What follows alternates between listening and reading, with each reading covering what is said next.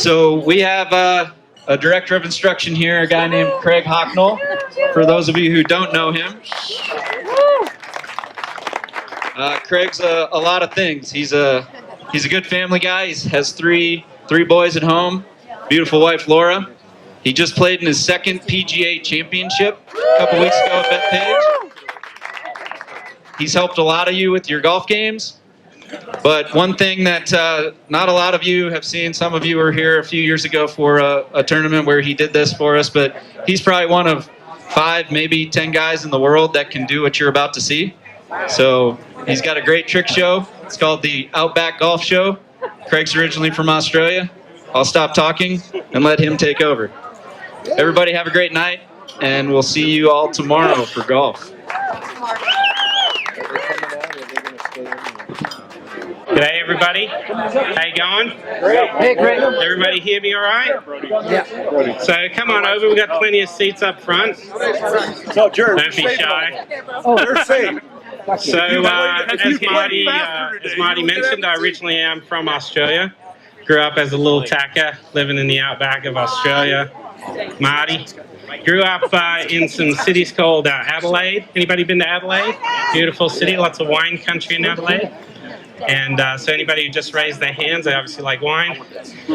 Anybody been to Darwin? Anybody been to Darwin? In the Northern Territory? So Darwin's kind of the outback part. That's where I learned how to play most of my golf. And then Brisbane. Anybody been to Brisbane? Yeah, beautiful city on the Brisbane River. So got to grow up in Australia. Some of the trick shots that I'm going to do for you today are ones that I learned as a little tacker, that's a little kid. And so I'll just get the show started. You guys excited to start the season? Yeah. I know we got a beautiful evening. Usually I like to start out just hitting a couple of gap wedges to kind of get the blood flowing. Left-handed. Left-handed. Unbelievable. Just a gap wedge. Typically fills the gap between 7-iron and a 5-iron.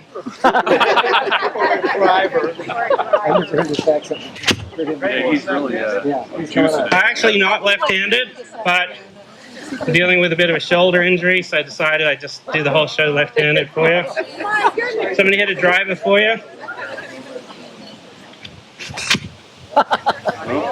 Felt a gust of wind, so I decided I'd play a little fade on purpose. Try another one.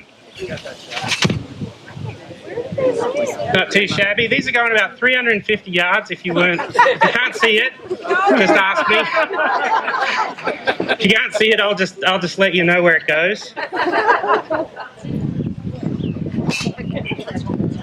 So it's going a little bit of a fade, right? So I'll teach you how to understand the difference between a draw and a fade. So things typically fade away from you, right? So if I'm standing on this side of the golf ball and the golf ball moves to the left away from me, it's fading, and you draw things toward you.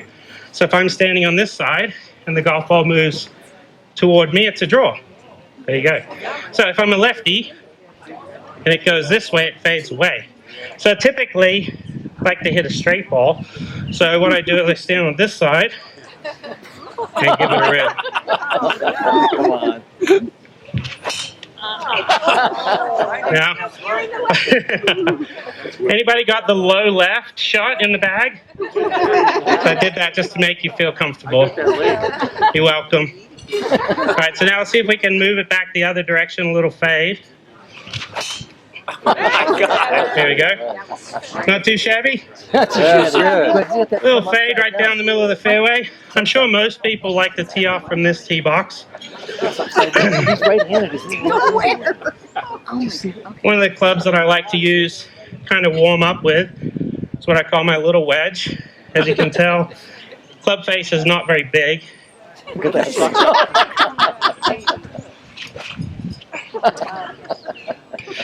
So I like to try to get the eye in early on the show, right? Australia. He's putting on his accent today. Wow. Not too shabby? Not too shabby. So now if you've got a little wedge, it's very important to make sure that you also have a little driver and a little 3-wood. So as you can see, These little guys are just actually probably smaller than a golf ball. Very cute, right? So I'll go with the driver first, and then I'll hit the smaller head 3 wood. That's the driver.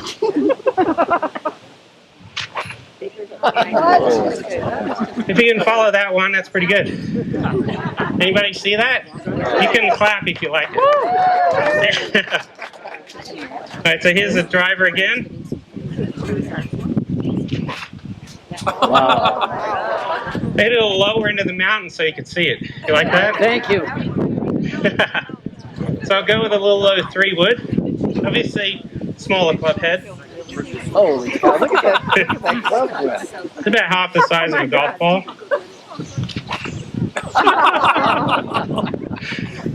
That's magic. It's what you call a baby fade.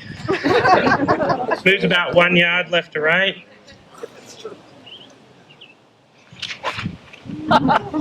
There we go.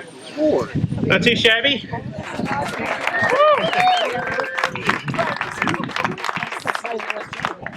You know, when you're growing up in the outback of Park City,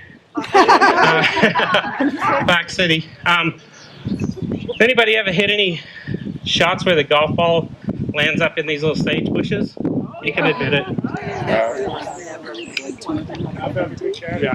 So what's important for me, is to make sure that I'm able to hit my titanium driver right out the top of those bushes. So that's what these tees right here resemble, right? The height of the bush. So I'm going to go up these tees, hit a few shots for you just so you can see exactly how to do it. All right, let's give it a whirl. Okay. You're okay. Wow. Whoa. Perfect. I'll hit it a little lower so you can see it. We can see it. Look at this.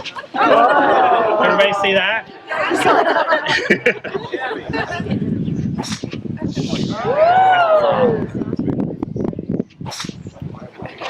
Right, so as you can tell, it draws, right?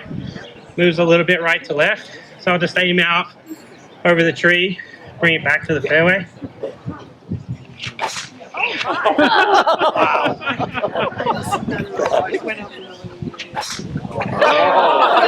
Right back in the middle, right?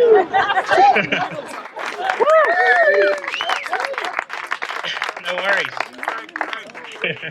Use those tees at Bethpage? All of these tees were in Bethpage in the bag right there. I did get some people ask me if I could hit a moving ball and if it was legal, so I don't know, we'll have to try it.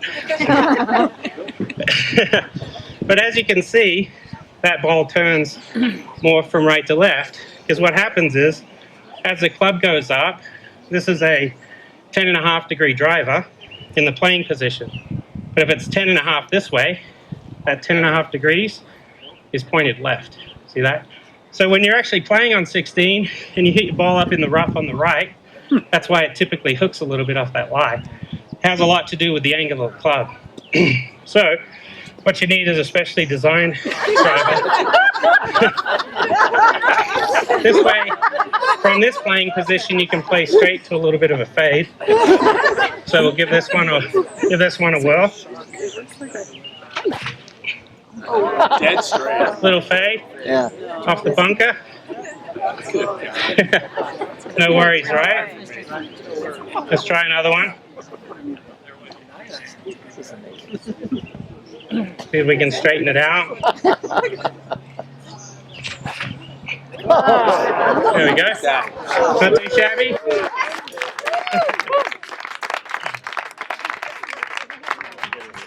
Thank you very much.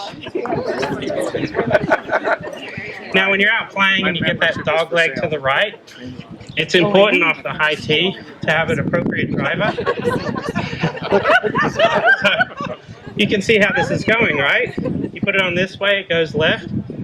Put it level, it goes straight. Now this is going to be a nice slice. So give this one a shot. Aim it out over the bunker on the left, see if we can cut it back. nothing but net, right?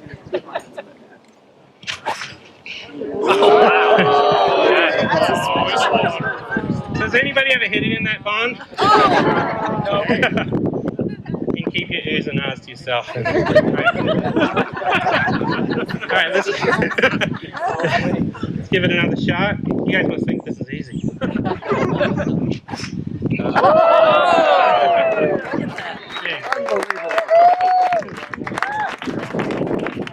too shabby. I mean, really. Now, I have seen some trick shots from a few of you out on the golf course.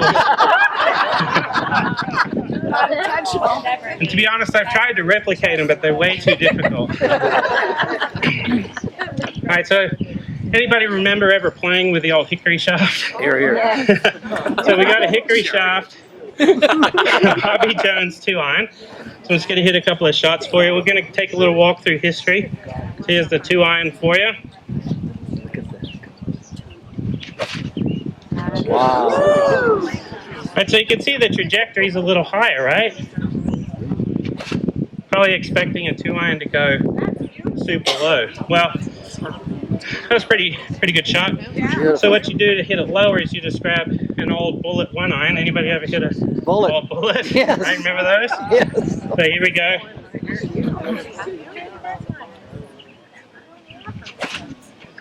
Wow. Not too shabby. Wow. They call it a butter knife. Look at this. Right? Wind cheater. Now what about the old persimmon driver? Really? I know there's a lot of people that used the persimmon driver back in the day, because I did. Right, this is the old citation.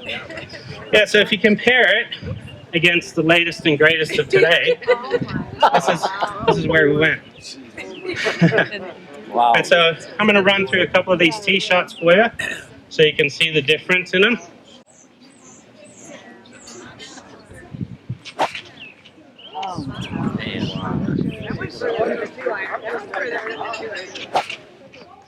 That was off the screws.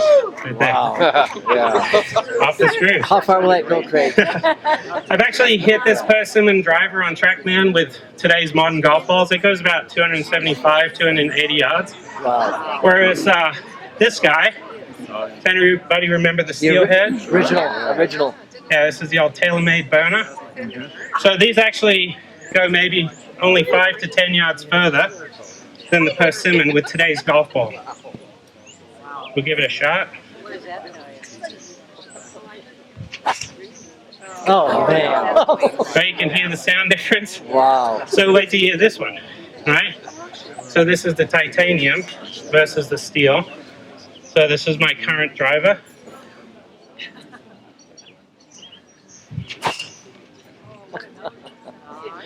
You can hear the sound. It's got a lot more ball speed.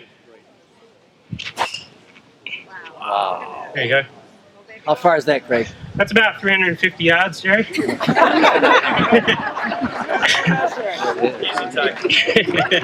back, huh? Yeah. So this is my long driver. So my standard drive is about 45 inches. This one's close to 48. It's a legal max. It's actually a 5-degree long drive head that I turn down 1 degree so you can see how it flies.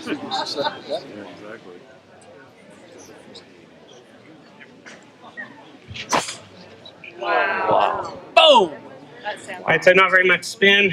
It kind of takes off and it'll run forever. Oh. There you go. Not too shabby. You can buy them from me directly. So what I've got here is especially, so I just took you through some technology improvements, right? So just to show you that maybe it's not 100% technology. Look at this. This is actually a little piece of steel that I picked up at Home Depot. Glued it into the TaylorMade bubble. Remember the TaylorMade bubble? Sure. Yeah. So I did it this morning, so if it flies off, just duck. All right. It's got a little bit more flex. So to give it a whirl. So it's obviously all about technology. We need that. I'm doing custom reshafts this summer with this guy. Springs attached. Club length is obviously always something that pops up in conversations on the lesson tee. Should I have 45-inch driver or maybe 28-inch driver? So we'll give this one a shot, see how she flies today.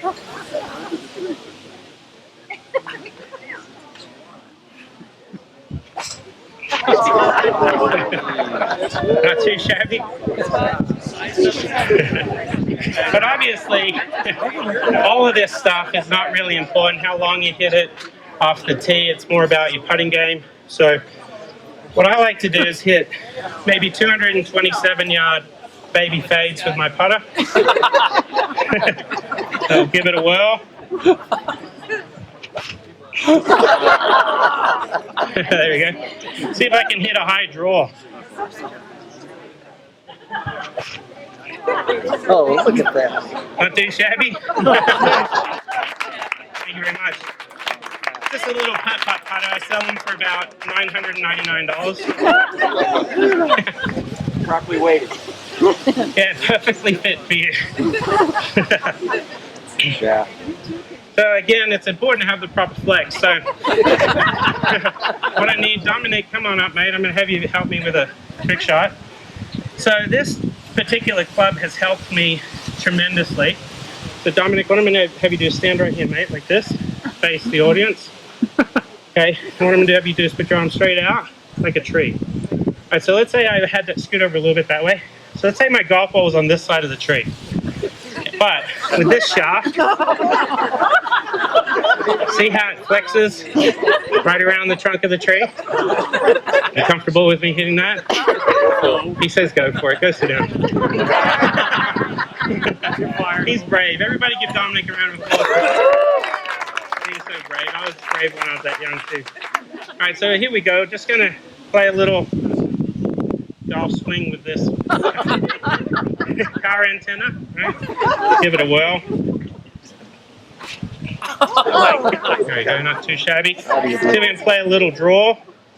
So to do the draw, you just stop and let the club head kind of pass right past the body. There we go. Nice high draw over toward the bunker on purpose. Thank you very much. Now, when I played at Bellerive in the PGA, I was actually trying to do that on some holes because the rough was so thick. But at Bethpage, the bunkers were out of range. I couldn't even reach them. Wow. Now, a lot of people have asked me how difficult was it at the PGA playing at Bethpage, and it's honestly the most difficult challenge, golf course conditions, crowds I've ever played. So I just swung free, hit it hard, tried to make every putt, and let the chips fall where they may, right? That was a wonderful experience.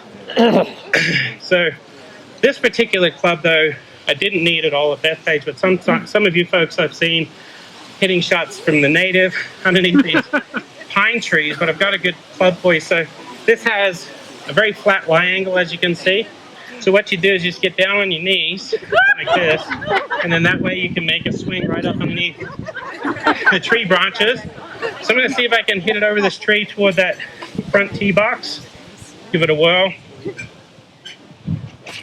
All right, a little wind. Made it go left, not me. So I aim a little bit right, play the wind. There you go. And I changed tee boxes as well on purpose. But it is important to be able to creatively shape shots. So what you need, again, is a fade shaft, right? So with the fade shaft, it's very easy to turn that ball left to right. And I'll show you how it works. There you go.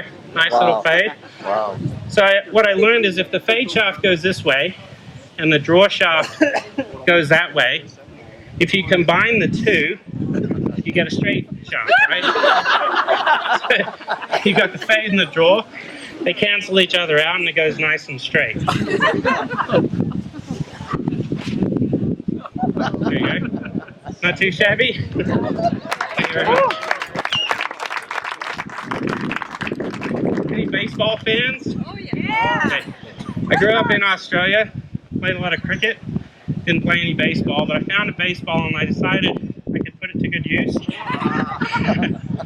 what I did is I glued it onto a shaft, and what I've learned with this club, it's actually a very good club for hitting high soft shots because it's got a soft cover, has a good amount of backspin on it. So we'll give this one a whirl.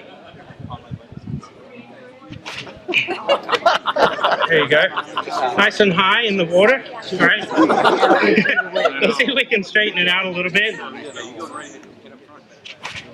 There you go. Wow. You guys must think this is easy. Not too shabby. But again, with technology, if you go from leather and cork to steel, you can probably experience more velocity. So I'll show you how this guy flies. Usually goes about 250 yards straight down the middle.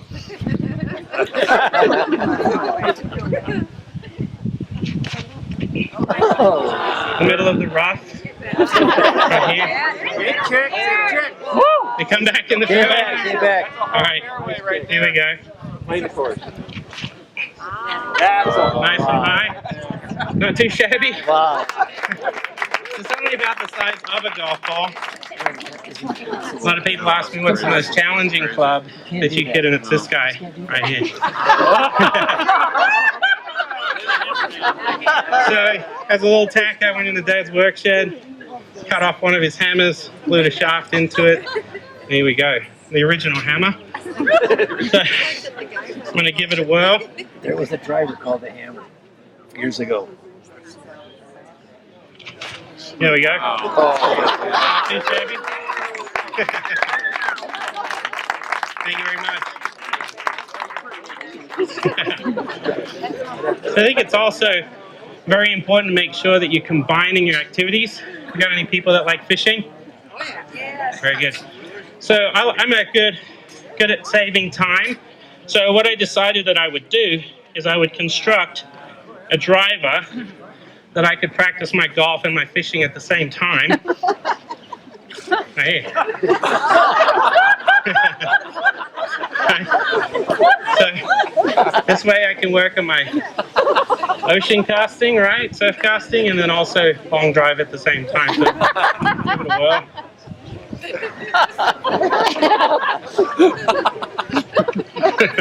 Look at that thing.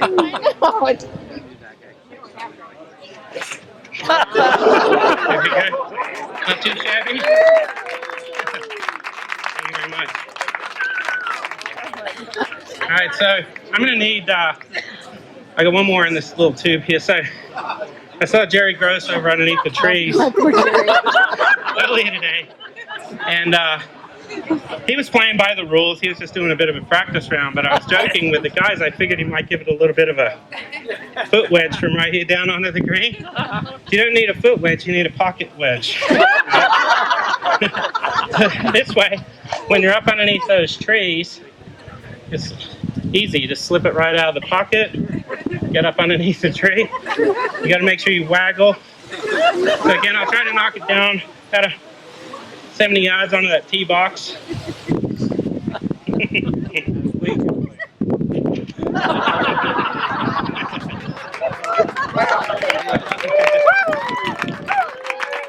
very much. I need 3 volunteers. 3 volunteers. Anybody want to volunteer to help me? If you point, you're volunteers. So that's part of the rules. And then the person you point at's also volunteers. So come on up. And then you get to point at one other person as well. All right, set the drinks down very carefully. And then come on over, ladies. Come on, Donna, let's go. All right, so Donna, so they volunteered Donna. Donna, I need you to take this driver and step right on up near those blocks. Ladies, come on over here. All right, so what we're going to do is we're going to roll balls down the tube, Donna, and then you're going to smash them out of the air.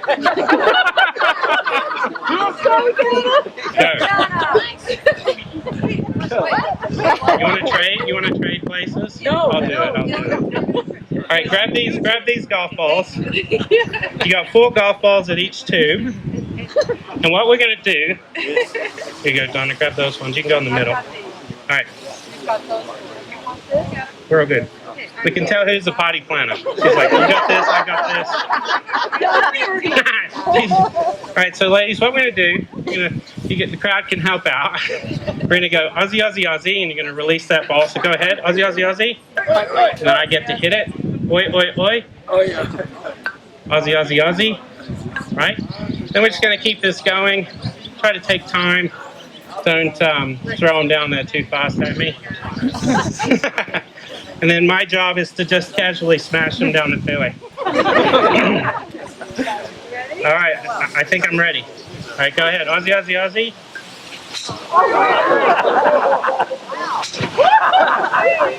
Oh. He has a problem going early.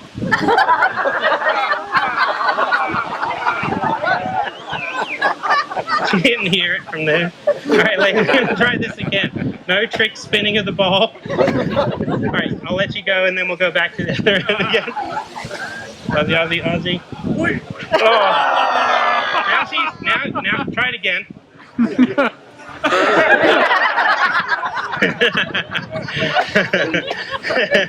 All right, let's start over. All right. Now we got 9, hang on. 9 golf balls. We're going to see if we can connect 9 times. Are we ready? All right, go ahead. Oh,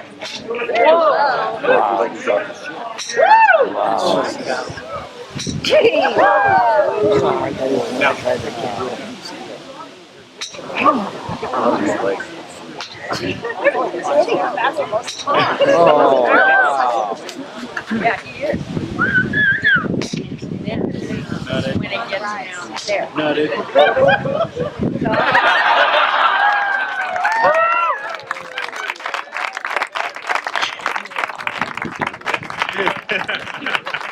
Thank you very much. Thank you. All right.